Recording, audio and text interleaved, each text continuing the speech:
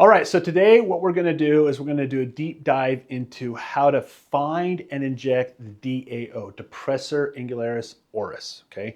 The DAO is, and we have a beautiful model in today. This is Lacey. Say hi, Lacey. Hi. So relax your lower face. The DAO is the muscle that goes from the oral commissure and it comes down at an angle and it attaches to the jaw, all right? It's right next to a muscle right here called the Rhizoris muscle, which pulls the muscle back when you smile, and next to the DLI, Depressor Labii Inferioris, okay? We do not want to inject the DLI. If we inject the DLI when she smiles, smile with your teeth, this won't come down. It will relax, smile, and it'll be like that. So if you hit the DLI, I've done it a few times. When they smile, instead of showing their bottom teeth, it'll be stuck to their lip. And then they'll be like that for 3 months, okay? And obviously we don't want to hit the Rhizoris muscle, because if we hit the Rhizoris muscle when they go to smile, one side won't go back, right? So identifying the DAO is everything in injecting the DAO. All right, so let's identify it. The easiest way to identify it is I want you to roll your bottom lip out and then kind of frown. Perfect. Okay, when you saw when she did that, how this area right here got taut. And if I feel it, I can feel that muscle right there. So right here, she's got this little beauty spot right here. I know that right there is where the DAO is, okay? So you could put a little pressure on it, or you could take your marking pin and mark it. You can go ahead and relax. There you go. To inject that. Now let's mark the other side here. Roll it bottom lip out. Yep, frownish. Perfect. There it is over there as well. All right. Now, depending on the size of the DAO, I'll inject 2 to 4 units in the DAO, and you could do it in one spot. And if you want anatomical landmarks, it's about 1 centimeter down and 1 centimeter over from the oral commissure. So sometimes 1.5 centimeters over from the oral commissure.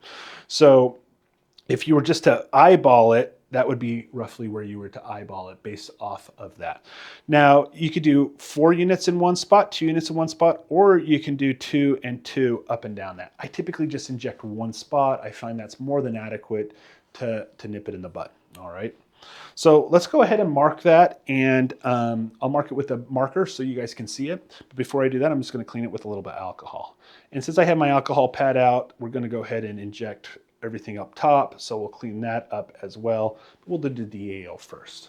All right, so let's go ahead and have you do that face again. Perfect. Yep, roll that up, kind of frown. And then I'm palpating with my non-dominant hand, and I can tell right there is the DAO.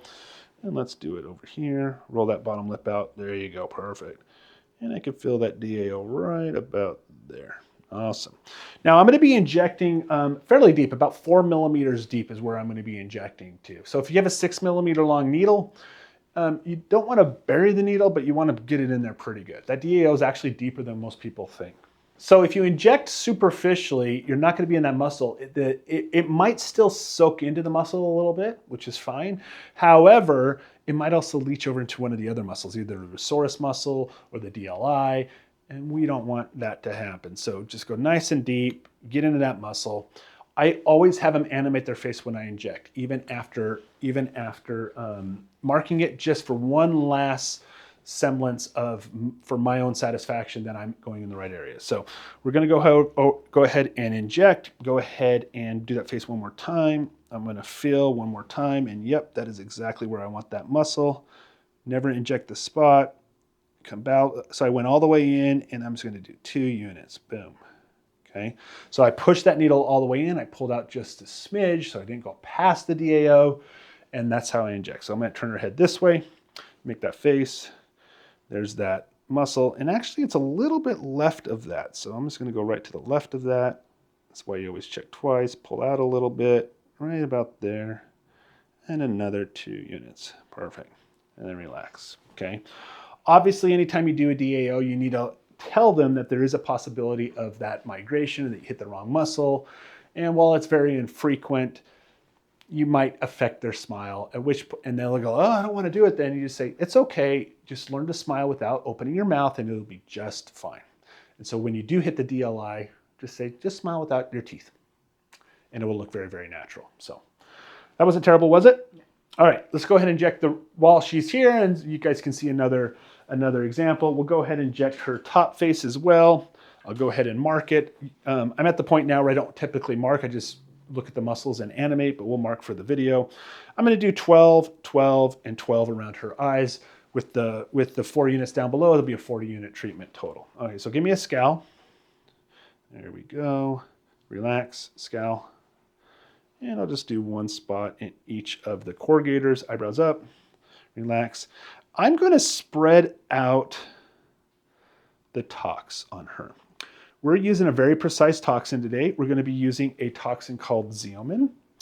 And Xeomin tends to stay where you put it, okay? Which is great for DAOs, it's great for the glabella, but it's not so great for the frontalis because the frontalis is a big muscle. Eyebrows up. So I want to make sure I hit those lower muscles, but I also want to make sure I hit the top muscles as well.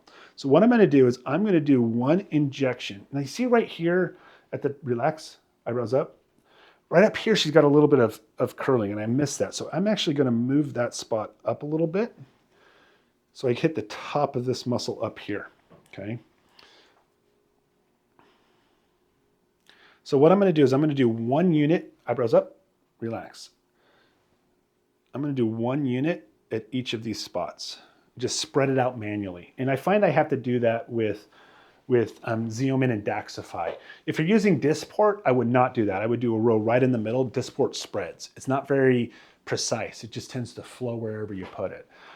So with Dysport and Botox, I typically don't do that. Botox tends to spread a little bit more than Xeomin as well. All right.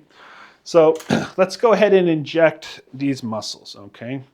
So give me a scowl again, relax. Do a little about 4 units right there. Never inject your spots. You all know that. If you inject the spot, you're going to tattoo the skin, and we do not want to tattoo the skin. 4 units in the corrugator supercilii. Notice that I'm angling my needle to go with the muscle instead of against the muscle. Like that, perfect. Little dabs. Okay, now I'm going to do 1 unit each spot. Now 1 unit is halfway between the 5 lines on this. So I'll do the lower face first. You want to be about at least 1 thumb width, at least 1 of my thumb widths away from the eyebrow. If you go too low, you're going to cause ptosis. So this spot right here might be, I'm just going to go a little bit above it.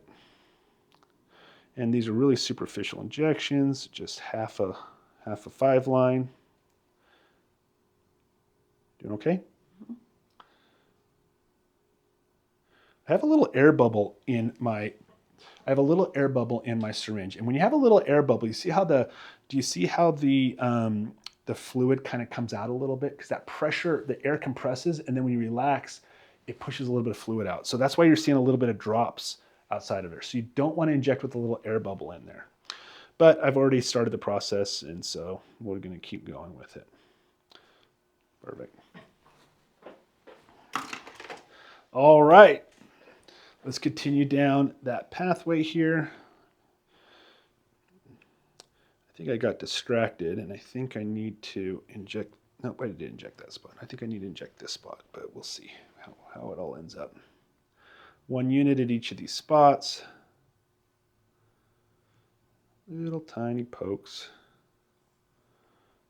Doing okay? Mm-hmm.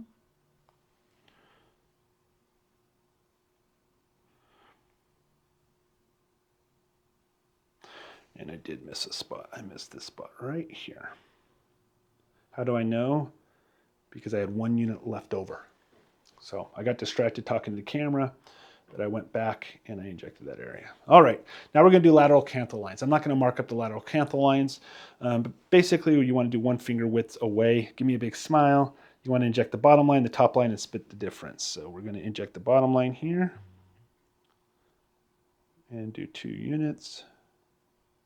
Perfect. Smile, relax. Do the top line. Now I'm right over a vein right there. I'm going to show you guys a cool trick here on the other side.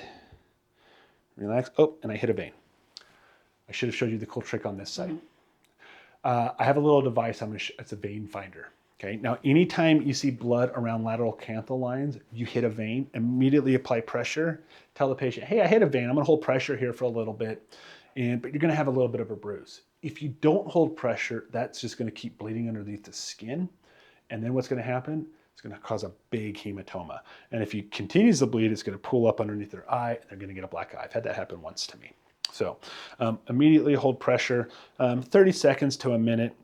and take it off and just see if it's still bleeding. Doesn't look like it, but I'm going to continue to hold pressure just to be safe, and I'm going to inject that last lateral canthal line right there. And just put 2 units. Now, for the camera purposes, I'm angling towards the eye. If I was doing this without the camera, I'd actually go away from the eye with my needle, okay? But for the camera purposes, I'm going towards the eye. It's better to go away from the eye. That way you're not too close to the lateral canthus and not going to cause eyelid ptosis.